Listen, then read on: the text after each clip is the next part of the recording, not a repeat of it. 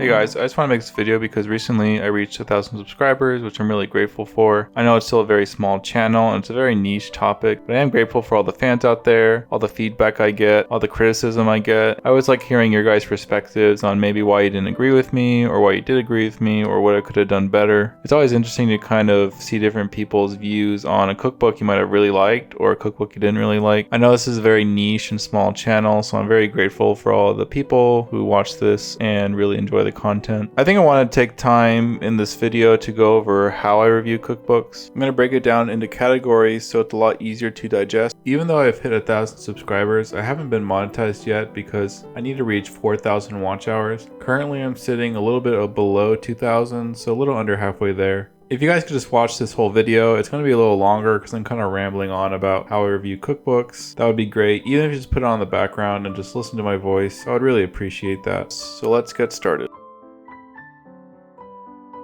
I know a cookbook is really different than a movie, which has the whole experience right in front of you, all the actors, all the music, all the cinematography. With a cookbook, you can have 100 or 1,000 recipes. I can't cook every recipe in the cookbook before I make a review. It would take months to make one review of one cookbook unless I'm baking something every day. When I start reviewing a cookbook, I first start by reading the book, the stories, the passages, the recipes, and any of the techniques that the author has put in the book. I try to find any interesting tidbits about the author, any techniques I can learn, or any interesting topics about food and cooking and how to become a better home chef. And then going through the book, I find recipes that I really like, and I usually try to pick 2 to 3 and try to cook those recipes. Based off those recipes, how they tasted, how easy they were to execute, if I learned anything new from them, I will kind of get my opinion on the book. With the recipes, it's kind of luck of the draw. Maybe I pick the worst recipes in the book and I'm critical on the book, or maybe I pick the best recipes of the book and the rest I haven't really reviewed. I think an important aspect of a cookbook is consistency of the quality of the recipes. If you get 3 really good recipes, I believe most of them will be pretty good. Another aspect of really good recipes is me wanting to cook everything in the book and not just stick to 3 recipes. But I do believe the whole experience of a cookbook lies outside of just the recipes. You can have a cookbook with fantastic recipes across the board, but if they don't convey the message properly, and if they don't entice you to cook them, then it loses a lot of meaning to me. And that goes off into my next point.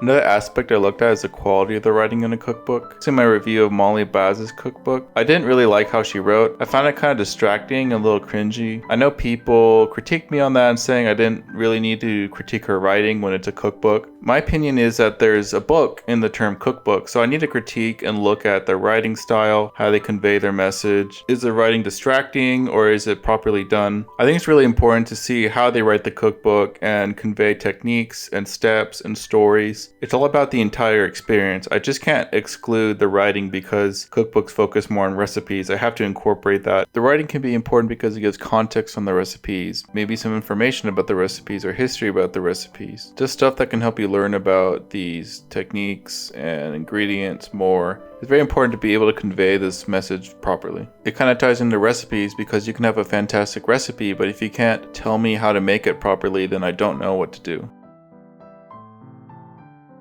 Usually I will also try to watch media surrounding the release of the cookbook, what the author is saying about the cookbook. I like to see the perspective of the author and some tidbits about how they wrote the book and why they wrote the book. It always gives a good perspective and understanding from the existence of the book. I love books from authors that have a purpose, that the author just didn't churn it out because they wanted to make a quick buck. This is why I appreciate Kenji Lopez Alt a lot, because after the success of the Food Lab and kind of his fame on YouTube, he didn't just try to churn out more cookbooks. He's taking a long time to release his next cookbook about cooking with a wok. I mean, he's been working on this for 3-4 years. He really takes his time and really wants to flesh out the book. He just doesn't want to pump out a book that would give him a lot of money. He really cares about his product. There's a lot of great books out there that do this, that have years of research and years of understanding of a craft. And those are the books I really love. There's plenty of books out there written by some famous celebrity on his most popular recipes and recipes that he really likes. And maybe he spent 3 months making the recipes and testing them, whereas some people who spent years crafting one single subject I think is much better to me. Also, it's really important to me when an author is genuine and honest throughout their book. I know in the Vegan Korean review, I made the point that in one of her interviews, she said the reason she became vegan was because of her husband becoming vegan. But in the cookbook, it's a very dramatic moment where she says her dad got pancreatic cancer and that was the reason she became vegan. It was a very powerful moment in the book and I felt a lot of sympathy for her. And so just hearing from an interview that it was more just like, oh, haha, my husband became vegan, so I became vegan, it just kind of took away that moment from me. Here's a clip from her interview. Went vegan in the first place, why?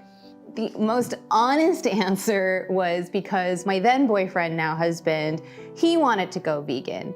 And for a while I was like, well, you're on your own, buddy. I'm not doing that with you. I can't give up my kimchi and I'm not gonna give up my bulgogi, you're on your own.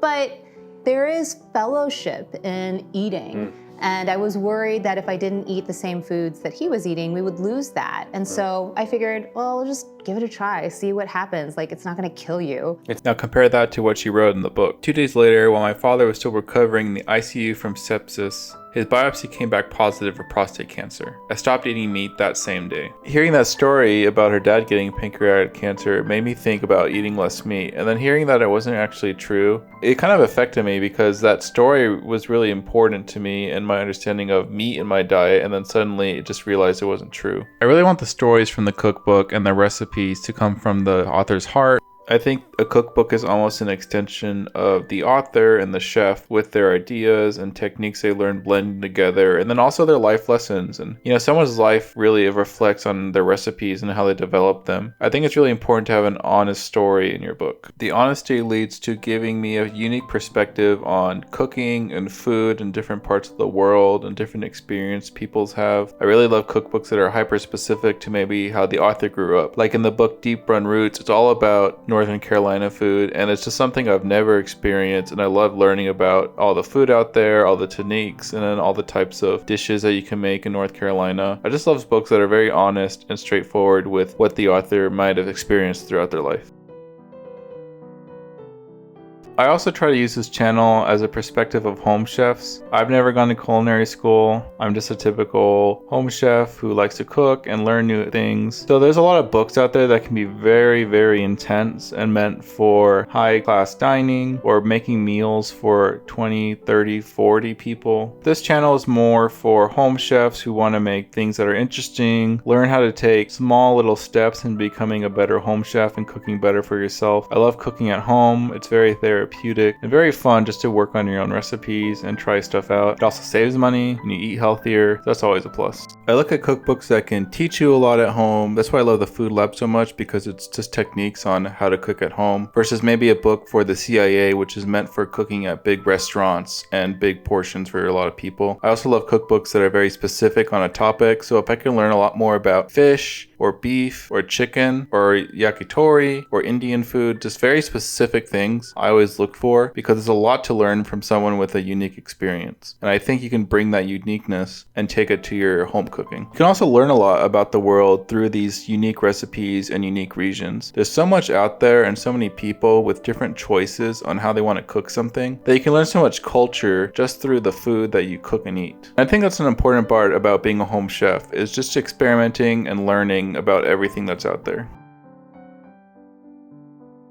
I also look at the photography of the cookbook. I don't think every cookbook needs to have photography in it. One of my favorite books is The Art of Fermentation, and it's all text. There's very few photos in it, but you learn so much through it. Photography isn't necessary, but if it's in there, it can be useful. I like looking at the pictures to make sure that I followed the recipe correctly, or sometimes pictures can have techniques tied to them, but I always appreciate when cookbooks have enticing pictures and stuff I can follow with. I do like, though, when cookbooks are consistent with how they show pictures, because it does show intent. Sometimes if a cookbook has pictures for almost every recipe except a few, to me that kind of shows that they didn't have time to make pictures, or they forgot to put pictures for certain recipes. I think when you have pictures in your cookbook, you need to be consistent about where you place them and how you use them.